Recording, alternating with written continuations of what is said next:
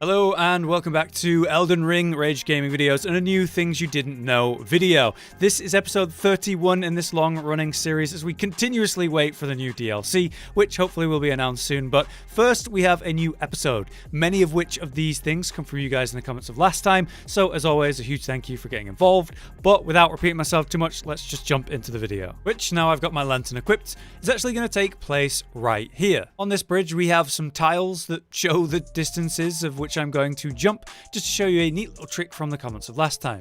We also have these lines here that show exactly how many tiles I'm actually getting, just to show that yes, I'm going further on each individual jump. What the hell am I talking about? Well, it's a tip from the comments, from Frankie Fromkey, which is a fun name to say, by the way. Something that's been in the game since 1.0, according to Frankie, is that if you can jump from standstill, you'll notice that you don't get as quite far as if you were sprint jumping, obviously. The problem with the sprint jump is that it requires this kind of, starting to walk, then beginning to sprint, then the jump.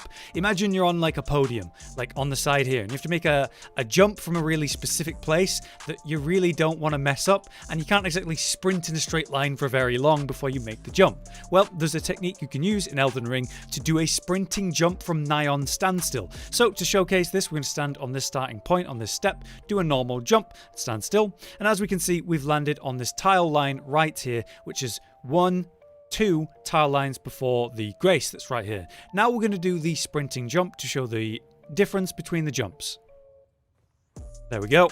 And it's a major difference. We are now almost on the line that is literally on the grace, as opposed to about back here. So it's not exactly a massive difference in terms of the distance you're going, but it's a major distance in the difference from a standing jump. How to do it is actually quite simple. All you need to do is jump, and then while you're in the air, press your sprinting button, so it's active, and then as soon as you land, start to run forward. You'll notice how from standstill, I am literally sprinting just immediately. Instead of this sort of walking startup, I am immediately from standstill full sprinting, which then at that point you can jump immediately. As soon as your brain catches up with the fact that you're moving, you should be good to go. So that's the standing sprint jump, which is a great tip in general. Thank you very much, Frankie, once again. That is a fantastic one to include in the series. Moving on to our next thing then, we have the one to do with the fingers. In a previous episode, we talked about how there are fingers in this world, obviously, and they are tied to the greater will and it communicating its will to you and the world. Basically, there's a couple of different types of fingers. More than just 2 types like we referenced and talked about last time though. This one is an interesting one because it's kind of wooden. You sort of stop and look at it, and where you would expect flesh underneath, it is wooden, and then when we strike it, it's kind of chipped, and as we discussed in the previous episode, it just makes wooden sounds when you run on it, hit it, which is opposed to the one that you find in the round table hold, which is a lot more fleshy by comparison, moves and sounds like it's a bit fleshy, and these cuts and such to see inside of it, well, they do actually look a lot more fleshy compared to wood by direct comparison. The problem is we can't actually hit this to see what the reaction is, but the one with Rani is obviously majorly different. This is quite a lot of wood liquid, is it not? If they're all wood? No, it's obviously blood, and yeah, she has killed it. That's part of the storyline. So they are killable. And when I strike it, you can very, very clearly see that that is blood that's coming out of it. There is different types of fingers, and one type is wooden. In this case, we find them in specific spots at the tops of these towers. And as I referenced at the time, I suggested that they could be kind of high up in these locations at the top of the towers for a very important reason, as a sort of antenna to garner the greater will's message and then spread that around as their envoys, as their antenna. And these specific wooden ones probably serve a different purpose to the fleshy ones that may be even able to move around, like the 3 fingers that we've seen in that cinematic where they move forward and grab you. This is a follow-up from a previous one, right? And so we have comments to do with this. ECXP says that they always thought of these as sort of the roots of the Erd tree being used for this purpose. If they are wooden, and of course they are used for different purposes, if you want to spread your will around, taking bits of the main tree that is centered around everything and putting them in specific places, well, that sounds kind of logical, although there's probably a bit more to it. Matt the Reliving suggests that it's possible that the fingers of these divine towers are actually petrified, that they were living ones but were then petrified. Perhaps these are not wood, but they could in fact be sort of stony. Although in my opinion, I think this is very clearly would from just looking at it, like bark. AKA Irma even followed up with the suggestion that to do with George's writing, George R.R. Martin, who did all of the main stage setup story for Elden Ring, probably had a hand or finger in the fingers and their creation. Irma suggests that the sentient tree networks and hive minds kind of remind us of the Game of Thrones universe. Those, of course, being the werewood trees with the faces all around and then working as a hive mind in that story with magic. So this is kind of similar and comparable to that, and I found all of this quite interesting. But the next thing that I want to reference with that is the origins of the different fingers. As we know, each Empyrean gets their own fingers as sort of a communicator with a greater will. These different antenna fingers, as we're calling them, at the different towers, as we know each tower represents each of the Empyreans, well, they also get their own unique pair of fingers that would probably be linked to them. So in the case of, say, Ranni, who had her own fingers, and we know that these are Ranni's fingers. A major part of her storyline is, of course, these fingers and killing them at the end of that storyline and leading to her potential ending. That means these are her fingers, and yeah, we can't really deny that. What's interesting about these ones, though, is the fact that they're kind of like this darker, grayer, even a tinge of blue to them, which would represent Ranni and her magic and her style pretty well, her icy aspect. But what about the other children, the other Empyreans? What about Malenia's and Miquella's? Where and what are those? Gate Oix Nixon in the comments on last time had this theory that potentially the one in the round table hold could in fact be Malenia's. I mean, look at it. Maybe it's not necessarily battle scarred, although it does kind of look like it. Maybe it's rotten, especially when you look at it from this side.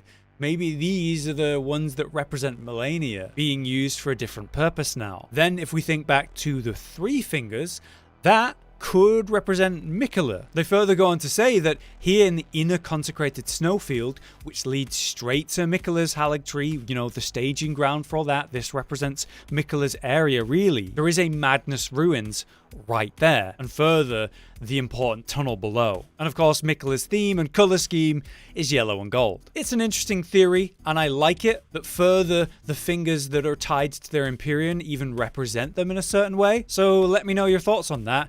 Great theory. Our next thing has us standing at that entrance point of Lindell right behind me, which, as you may know, is walled by a barrier, requiring you to have defeated not one but two of the shard bearers to then have earned the right to enter Lindell. To do that, you will need a maiden to take you to the round table hall to progress the story and so on.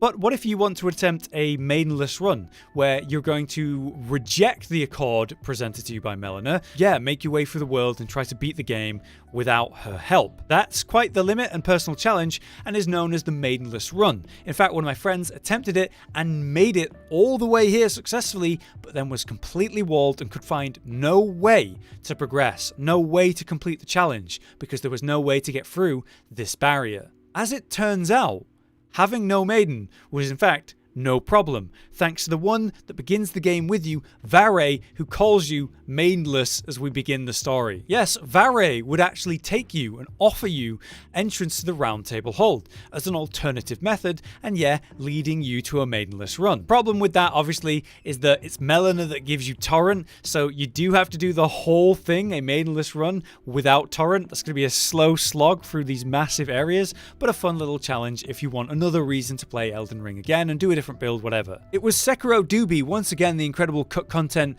machine that he is, who made a video a few months back about exactly this, basically finding that there were ways to trigger the flags that would unlock that barrier and allow you to progress, tied directly to entering the round table hold, which would require Melina in our current version. But in the content, there were unused dialogues for Varre that would offer you and suggest that he could take you to the round table hold if you were to, say, defeat Godric and so on, and then he would offer you the entrance and send you to the round table hold. Not only are these files and functions in the game and the files just unused, but even voice lines of Varre saying, I'll take you there. Oh, well done. Well done indeed. Let me show you to the round table hole. Normally, your being maidenless would preclude your admission, but I can make an exception every now and then. Besides, I like you. Close your eyes. So, it seems the devs had given you a way to do a Maidenless run intentionally, and then either pulled it or decided to not go through with it. I wonder why, but a huge thank you again to Sekiro Doobie for finding this and showcasing it. I've shown a small section of what he worked on to make this happen. I do recommend the full video, which you can see on screen right here. Alright, next up we have one from the comments once again by Larky Luna to talk about the weather trick. If you don't remember, in a previous episode we had a look at this interesting aspect of Elden Ring that I've never really paid attention to before. Around the world you will find these towers, right? Those magical towers that unlock memory stones or slots and so on. By entering them and going up top, you may notice that the weather completely changes while you're in there, always going to sort of a standard sunny outside. Well, it was Larky Luna that actually said, yeah, there is more places where this happens. And a great example of that is the plateau at the bottom left of the lakes itself. Here near the cathedral, if you go down to the ruins just to the southeast, there's some stairs that go down. And what you can see as you go down is the very clear change on the sky. So it goes, as you can see, from that dark mist to suddenly clearing up all the mist, and we can now see the stars, although they're a bit blurry here. And then as soon as I step back out, that mist is going to return and the weather will change along with it, and this entirely different skybox will begin with the moon and all that, which is a really interesting detail. I think basically what's happening here is that in these underground areas, in specific sections of the world, maybe you're in a catacomb, maybe you're in the undergrounds of a ruin, wherever it is, as soon as you step into an area where you're focusing on that area, the skybox is no longer as relevant, where you're not really directly looking at it. So perhaps to help with the rendering, the graphics load of the game, they've put a sort of default skybox in certain areas when you enter places like this, potentially to help with the load of the game. But it's interesting because some places, you know, you can get some really nice screenshots, but the weather can be really annoying. I'm wondering if there's any more useful versions of this where we could potentially get some benefit of that type of thing. And if there is and you found anything, let me know. And lastly then, we have one from Twitter, a user named Magical Shion, who found some very interesting screenshots, or made some interesting screenshots, from the closed network test before Elden Ring came out. Basically, a little bit before the game came out, we could play an early version. It was quite different. You could play all around Limgrave, and there was different enemies there, different rewards, some late game weapons you could get to test, but there was this whole wall around the area where you couldn't leave. What if you could use cheats or something and get yourself up into the sky and then look around? Well, you'd see areas well before their finished state and an early version of Elden Ring. So we have 4 images of that from Magical here, and they posed this fun question: can you guess all of these locations? I'm going to say the first image is right here behind me, which looks incredibly detailed by comparison with the lighting here. As you can see, it is a long bridge with the gap in between it, and if you look down to the bottom right, I believe that is like the under area, the green area of Limgrave at the top of Storm Hill, so that was a fairly easy one. Our second image though is a little bit harder, but I think I have it. I believe this is here at the beginning of the lakes region, and as we're going down the path, we're going to have the church where you first meet Thop. Except, you know, in this old version, the closed network test, the church is a bit far forward. It's on the road I'm standing on. It's actually in the way. And if we look to the right, you can see that there's absolutely no blue and it's kind of textureless, very unfinished. Whereas in the full game, if I stand here and look down there, obviously there's a lot going on there in terms of the terrain, the coloring, the water. Next, on the third image, we have the smoldering wall very clearly because it's a very recognizable wall, is it not? But then in the distance, you can see the bridge that leads to the Divine Tower over by Limgrave. The difference is, in the real version, as you can see, the wall is a bit bigger, but also a bit more broken down. There's a lot more terrain in the way. In the background, we have all of that mushroomy build-up and a lot of trees and so on, a lot more than just the 2 that you see in the background there. So outside of the weather changes, this area was improved in terms of density and texture and even the enemies that are in it, and actually seems totally different even though we're standing in near the same place. Lastly, for the fourth image from Magical, this looks like the route that you leave from Lindell and begin your way into the mountaintops of the Giants, called the Forbidden Lands. If we look at it on my map here, you can see that it has that kind of shape. And as you progress across here, of course, you're going to feel that familiar kind of winding. The problem here is, if I'm going to compare these images, it's kind of impossible for me because the very dense fog that always is here, this mist is always here. So as I run through here, we're going to follow kind of a similar shape, but it's going to be hard to compare. But that's where I believe this is.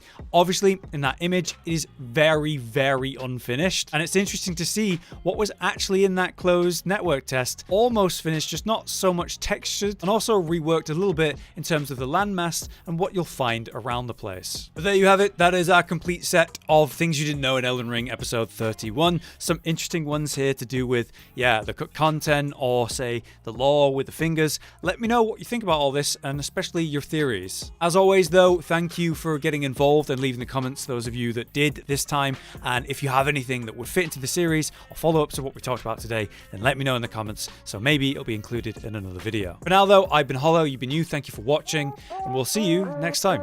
Josh, Cotton, and Hollow with the videos, dropping the humor like a hammer on your tippy toes. Get oit. Why can't I do it when I've got to do it? Get oit. Fuck. Oh. Get. Bringing entertainment on a daily arrangement to take our insanity and turn it into entertainment. Yes, I said entertainment twice. To reiterate that it is nice to look into your faces on a mostly daily basis when you let us in your homes to make the whole world a stage. Goodbye.